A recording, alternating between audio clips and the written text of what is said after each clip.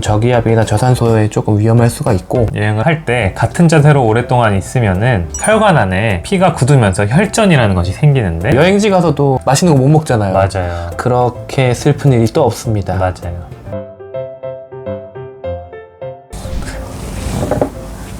안녕하세요. 산소형제TV의 미니아빠 춘희아빠입니다. 이제 슬슬 해외여행도 많이 준비하고 있고 친구들도 신혼여행으로 해외여행을 많이 가고 있습니다. 저희는 못 가기도 했는데 태교 여행도 원래 해외로 많이 맞아요. 가시잖아요. 네. 아이들 데리고도 해외여행 많이 계획하시고 계실 텐데 네. 한 가지 걱정되는 게 있어요. 네. 임산부들 비행기를 타도 괜찮나요? 실제로 진료실에서 많은 질문을 하십니다. 저산소증이 위험하지 않을까? 기압이 낮아져서 그러지 않을까? 어떤 분들은 우주방사선 노출에 걱정을 하시는 분들이 있는데 사실 이런 것들은 크게 걱정 안 하셔도 괜찮습니다. 그럼 완전히 걱정할 게 없는 건가요? 그렇진 않아요. 이코노미 클래스 증후군이라고 들어보셨죠? 네, 들어봤어요. 저같이 덩치 큰 사람이 이코노미 클래스에 작은 의자에 앉아있다가 숨 차서 쓰러지고 막 이런 사람도 있잖아요. 맞아요. 네. 특히 장기간 여행을 할 때 같은 자세로 오랫동안 있으면은 혈관 안에 피가 굳으면서 혈전이라는 것이 생기는데 피떡 같은 거죠? 맞아요. 그게 허파 같은 중요한 기관에 혈관을 막게 되면 목숨이 위험한 상황이 생길 수가 있습니다. 산모분들은 특히 이런 혈전증의 고위험군이어서 해외여행이나 오랫동안 비행기를 타야 된다면 비행기 안에서 자주 움직이는 것이 좋겠습니다. 압박 스타킹 같은 것도 도움이 되나요? 네, 도움이 됩니다. 압박 스타킹도 도움이 되고 앉아서 가벼운 스트레칭 하시는 것도 굉장히 도움이 됩니다. 그런데 임신 초기에는 태아에 대한 걱정이 많잖아요. 네. 특히 그래서 임신 초기에도 비행기를 타도 될지 궁금하거든요. 임신 초기에는 비행기 탑승 자체가 임신에 끼치는 영향은 거의 없다고 보셔도 됩니다. 네, 유산이나 이런 것들 걱정이 되셔서 안 타시는 분들도 있는데 그것보다는 임신 초기에 입덧이 심한 분들이 비행기를 타서 오히려 입덧이 심해져가지고 즐거운 여행을 망칠 수 있기 때문에 입덧이 조금 좋아지면 그때 비행기 탑승을 하도록 권유를 하고 있습니다. 비행기 타서 멀미하면 아무래도 입덧하는데 엄청 힘들고 여행지 가서도 맛있는 거 못 먹잖아요. 맞아요. 그렇게 슬픈 일이 또 없습니다. 맞아요. 그럼 임산부분들이 비행기에서 특별히 걱정할 게 없다면 네. 몇 주든 상관없이 비행기 탈 수 있는 거예요? 그렇진 않습니다. 만삭인 경우에는 항공사에서 탑승을 거부할 수도 있는데요. 항공사별로 정해놓은 주수랑 기준이 있습니다. 서류들도 다 따로 있고 해서 그런 것들을 미리 알아보고 그리고 그것보다 먼저 비행기나 여행을 갈 수 있는 컨디션인지 주치의와 꼭 상의를 하시는 것이 좋겠습니다. 왜냐하면 항공사에 제출해야 될 서류 중에 소견서 같은 것들이 필요할 수도 있거든요. 그런 것들을 미리 준비하셔서 즐겁고 안전한 여행을 계획하시는 게 좋겠습니다. 아기들은 비행기를 타는 건 어떤가요? 언제부터 탈 수 있나요? 이게 놀랍게도 생후 7일 이후면은 괜찮다고 합니다. 저기압이나 저산소 같은 문제도 생후 7일이 지나면 숨 쉬는데 문제가 없다고 돼 있어요.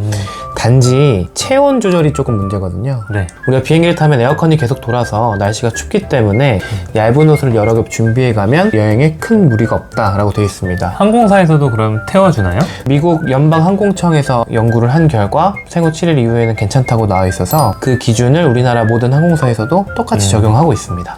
사실 7일 이내 비행기 탈 일이 많지는 않을 것 같아요. 대부분 출산하고 1, 2주 정도는 산후조리원에 있다가 나오니까. 그렇죠. 그래서 산후조리원에서 퇴소한 아이들 같은 경우 특별한 사유가 없으면 비행기를 탈 수는 있다 네. 라고 생각하시면 되는데 그래도 미리 소아과 선생님을 만나는 게 여러모로 좋아요. 심장이나 폐가 약한 아이들은 저기압이나 저산소에 조금 위험할 수가 있고 아이들이 비행기 타면 귀가 먹먹해지고 하잖아요. 맞아요. 어른들도 불편한데. 그러니까요. 특히 중이염이 있는 아이들은 되게 아플 수도 있거든요. 그래서 그런 게 있진 않은지 건강 체크를 한번 먼저 해보는 게 좋아요. 네.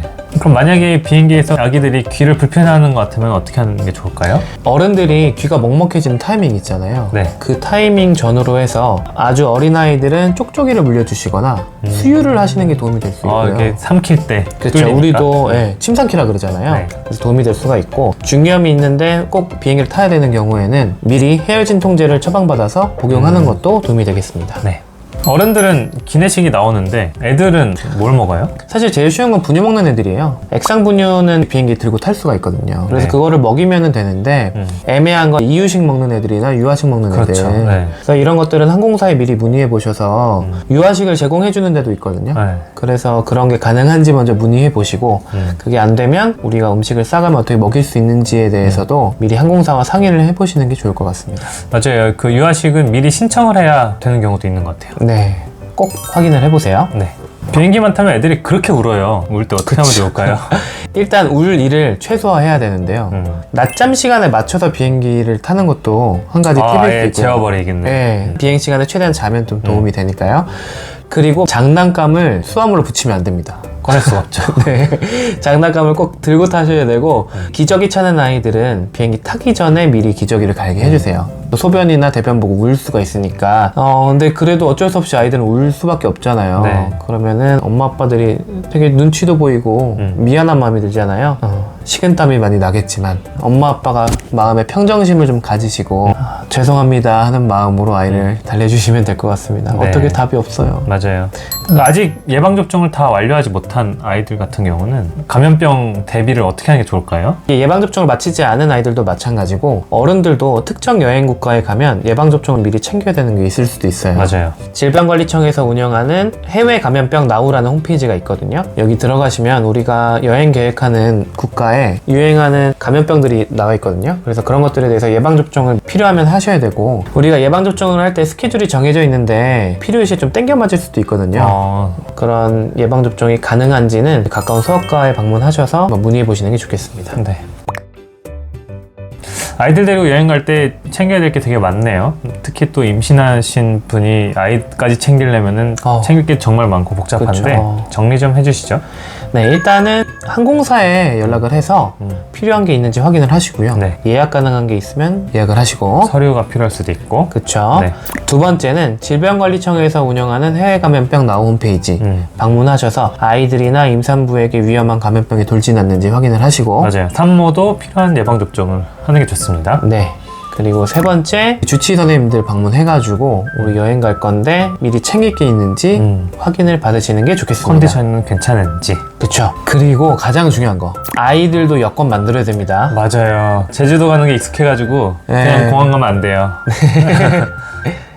오늘 이렇게 임산부와 아기를 데리고 비행기 여행을 하는 것에 대한 이야기를 나눠 보았습니다. 이제 여행 다니기 좋은 시기가 찾아온 만큼 안전하고 즐거운 여행을 위해 저희 영상을 보시고 꼼꼼히 준비하시면 좋을 것 같습니다. 저희가 미처 다 말씀드리지 못한 내용들도 있어요. 이런 것들은 산소영재의 네이버 블로그에 저희가 적어 놓았으니까 많이 들어오셔서 한번 읽어보시면 좋을 것 같습니다. 주소는 저희 고정 댓글에 달아놓을게요. 네.